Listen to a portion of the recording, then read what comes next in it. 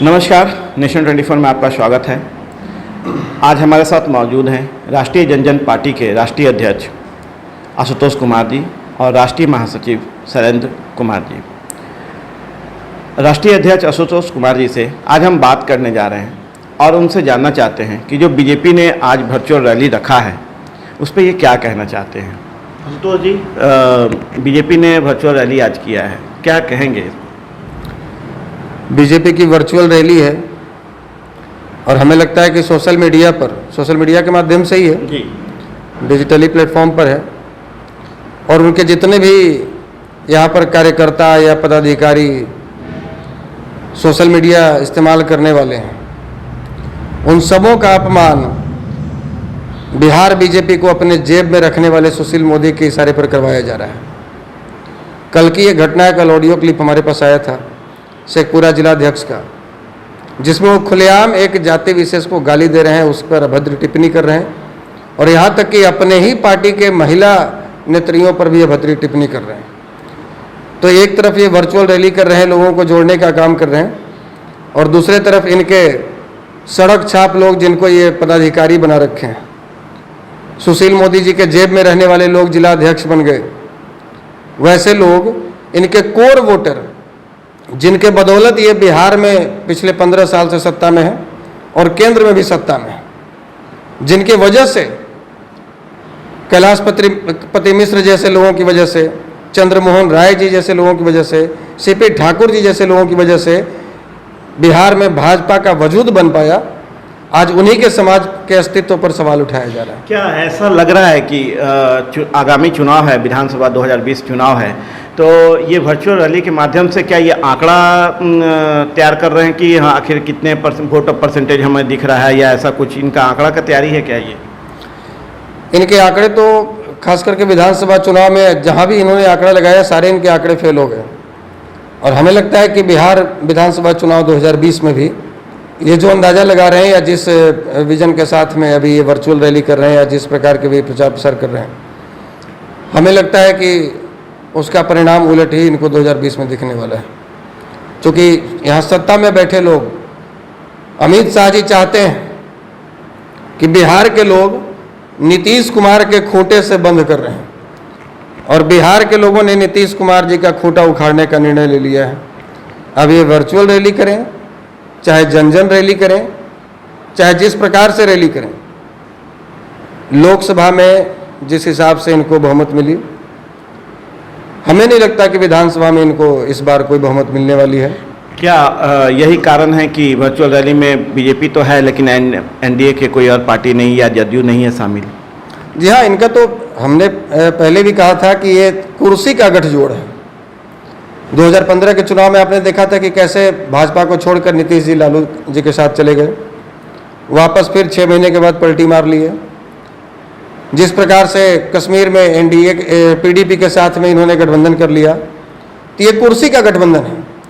और आज जो आप कह रहे हैं कि एनडीए के बाकी घटक दल नहीं इसमें शामिल हो रहे, तो ये सच्चाई है कि जितने भी लोग इनके साथ घटक दल में शामिल हैं वो सब के सब अपना हित साधने के लिए और केवल जनता को मूर्ख बनाने के लिए शामिल हैं। बाकी जहाँ विचारों का समागम होता है, जहाँ विचारों का गठबंधन होता है, वो गठबंधन लंबा चलता है।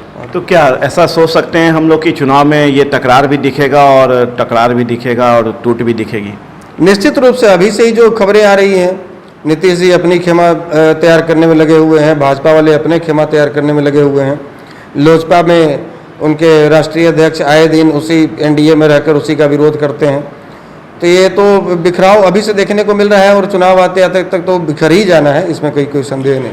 वहीं दूसरी ओर बात करें तो तेजस्वी यादव ने आज पत्रकार रैली रखा है। उनका कहना था कि यदि वो वर्चुअल रैली करेंगे तो हम उसी डेट को पत्रकार रैली करेंगे। इस पर क्या कहना चाहेंगे? ये उनकी अपनी स्ट्रेटजी है और अपने स्ट्रेटजी के तहत काम कर रहे हैं। और पत्रकार रैली किस चीज़ का प्रतिकार कर रहे हैं यह भी उनसे जानना जरूरी है। क्या आप बिहार की दशा दिशा को लेकर प्रतिकार कर रहे हैं? तो बिहार को इस दशा में लाने वाला कौन है, यह भी सवाल उनसे होना चाहिए। तो आखिर प्रतिकार का कारण क्या है? आपके पास तो कम से कम कारण क्या है? बाकी बिहार के 12 करोड़ जनता के पास तो बहुतों कारण है और वो कारण के पीछे कारण आप ही हैं या आपके खानदान वाले हैं। आज आप पहले जनता को स्पष्ट करें कि हम इन मुद्दों पर प्रतिकार कर रहे हैं। प्रतिकार तो बहुत तरीके का होता है, लेकिन जनता को भी स्पष्ट नहीं है कि किस मुद्दों को लेकर प्रतिकार कर रहे हैं। बीजेपी के नेता द्वारा अभद्र टिप्पणी महिला पे और एक वीडियो ऑडियो जो वायरल हुआ है, उस पे बिहार का राजनीति किस ओर मोड़ लेगा? सर, ये अपने पैर पे कुल्हाड़ी मारने का काम किया। जिनके दम पर ये चुनाव रैलियां करवाते थे, जिनके दम पर पत्रकारिता के माध्यम से माहौल तैयार करवाते थे, जिनके दम पर ये बूथ पर इनके कार्यकर्ता डटे रहते थे, आज उसी समाज को अभद्र टिप्पणी उसी समाज के बारे में किया जा रहा है, उसी समाज को गाली दी जा रही है इनके जिला अध्यक्ष और पदाधिकारियों के द्वारा, वो भी इनके डिप्टी सीएम सुशील मोदी जी के इशारे पर। तो निश्चित रूप से अपने पैर पे कुल्हाड़ी है और लोगों ने अपना विकल्प चुन लिया है। आज तक हमारी मजबूरी रही है, खासकर सवर्ण समाज की अगर बात करें तो इनकी मजबूरी रही कभी कांग्रेस कभी भाजपा, लेकिन अब राष्ट्रीय जनजन पार्टी के रूप में इनके पास एक अपना विकल्प है। और जिस हिसाब से लोगों का, खासकर युवाओं का, सवर्ण समाज के लोगों का, अन्य भी जो वंचित लोग हैं, चाहे वो दलित से हो, पिछड़े से हो या मुसलमान से हो, उनका जिस हिसाब से व्यापक समर्थन मिल रहा है, आए दिन विभिन्न जिलों से भाजपा या जदयू या लोजपा, यहाँ तक कि राजद से भी, कांग्रेस से भी एक गुट में लोग सामूहिक रूप से इस्तीफा देकर राष्ट्रीय जनजन पार्टी का दामन थाम रहे हैं।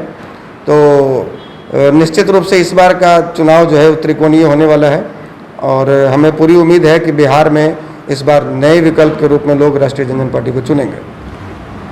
हाँ, तो अभी आपके सामने मौजूद थे राष्ट्रीय अध्यक्ष राष्ट्रीय जनजन पार्टी के आशुतोष कुमार ने राजनीति के बारे में, चुनाव के बारे में, ऑडियो वायरल जो हुआ है अभद्र टिप्पणी के उसके बारे में, और तेजस्वी के बारे में, बीजेपी की सरकार के बारे में, एनडीए के बारे में और टकराव और टूट के बारे में, इन सारी बातों पर बेहतर ढंग से उन्होंने बताया, सारी जानकारी दी।